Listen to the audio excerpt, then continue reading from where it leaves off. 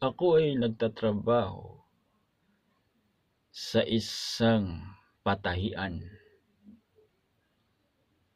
Nagtatrabaho ako doon hindi dahil ako ay nagtatrabaho,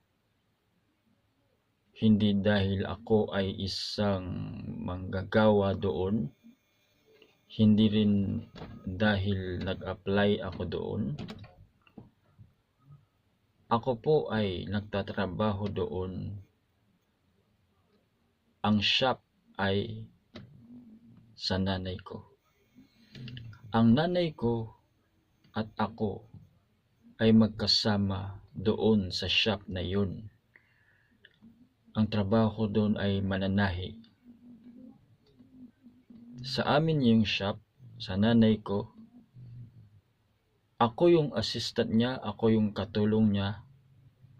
Ako ang nananahi sa mga pantalon, nagre-repair. Hindi ako marunong magtabas, ako yung tagatahi. Nanay ko ang nagtatabas at ako yung tumatapos nananahi.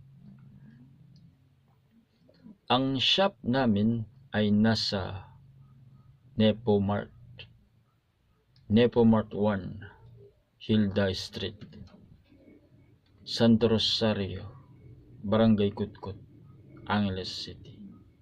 Ang Nepo Mart na yan ay kaharap niyan ay New Point. Sa New Point, nandyan yung malapit dyan yung General Mall. Meron malapit din yan sa Nepo Mall. Pumapasok ako or nagbubukas kami madalas alas 9, minsan alas 8, minsan pag napaaga alas 6. Lunes hanggang Friday nagbubukas kami. Madalang lang kaming magbukas ng Sabado at saka ng Linggo. Sa Sabado at Linggo, umuwi kami sa San Luis, Pampanga, Santo Rosario. Nandun yung tatay ko. Sa shop namin, meron kaming mga katabing shop. Maraming mga tao, maraming mga nagtitinda. Sa pagtatrabaho namin, may mga nagtatrabaho din sa mga shop, dyan sa tapat ng shop namin, sa tabi ng shop namin.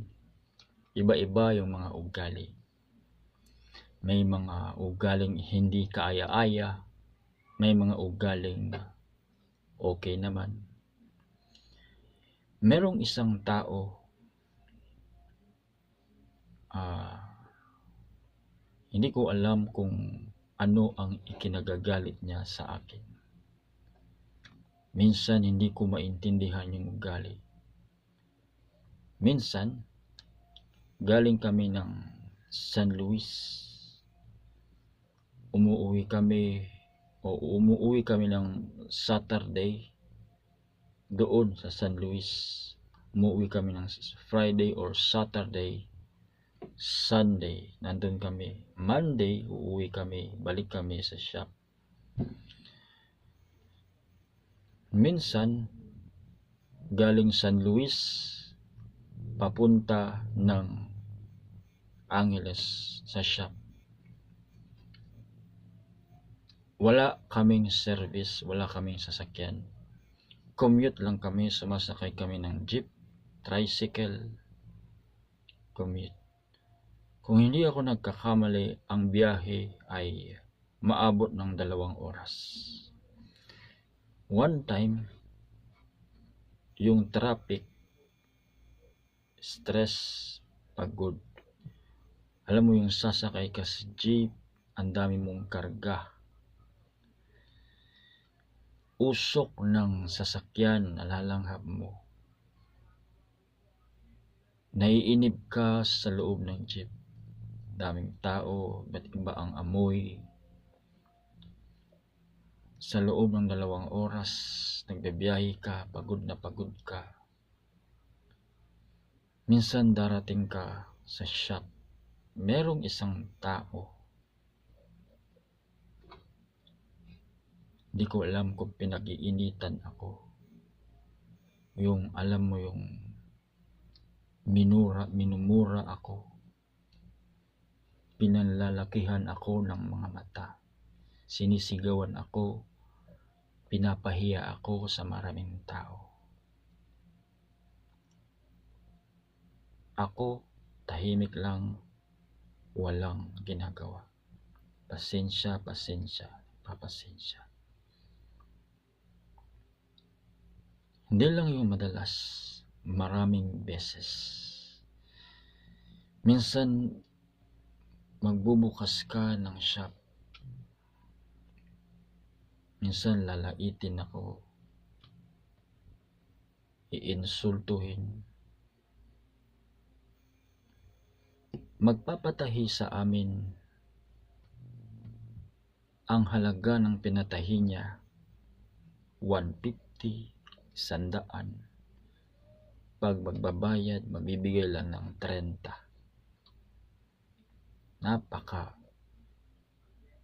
Napaka attitude ng tao. Parang yung pagkatao ko, parang ang liit-liit. Yung ipapahiya ka sa maraming tao, ako nakatahimik lang. Pero one time, yung naipon kong sama ng loob sa loob ko sa kanya, hindi ko na napigilan. Sinigawan ako, pinanlakihan ako ng mga mata. Binuksan ko yung shop, inagbagsak ko yung mga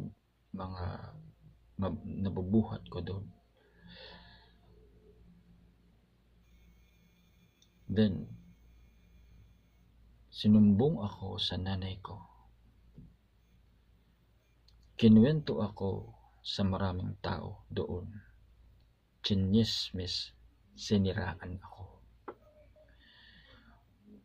Alam mo yung tipo na ako tahimik lang kapag iniinsulto, kapag niyuyurakan yung pagkatao ko, binibigkasan ng mga sasakit na salita, pinapahiya sa maraming tao. Hindi ako umiimik, tahimik lang. Pero napundi ako. Hindi ko nagustuhan, lumaban ako. Nagkwento sa iba, ako yung lumalabas na masama. Siya yung bida, siya yung aping-api. Ngayon ang nangyari sa mga tao doon sa palengke, sa Nepo Mart, ako yung lumalabas na napakasamang tao. Siya yung aping-api, siya yung bida-bida. Minsan ang tao